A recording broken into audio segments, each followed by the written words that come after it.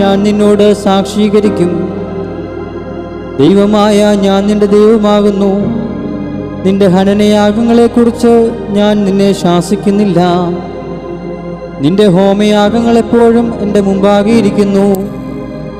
നിന്റെ വീട്ടിൽ നിന്ന് കാളയെയോ നിന്റെ തൊഴുത്തുകളിൽ നിന്ന് കോലാട്ടുകൊറ്റന്മാരെയോ ഞാൻ എടുക്കുകയില്ല.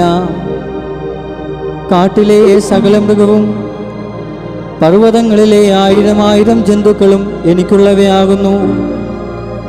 മലകളിലെ പക്ഷികളെ ഒക്കെയും ഞാൻ അറിയുന്നു. വയലിലെ ജന്തുക്കളും എനിക്കുള്ളവ തന്നെ. എനിക്ക് വിശന്നാൽ ഞാൻ നിന്നോട് പറയുകയില്ല. ഭൂലോകവും അതിൻ്റെ നിറവും എൻ്റേതത്രേ. ഞാൻ കാളകളുടെ മാംസം തിന്നുമോ? കോലാട്ട് കൊറ്റന്മാരുടെ രക്തം കുടിക്കുമോ? ദൈവത്തിന് സ്തോത്രയാഗമർപ്പിക്കാം.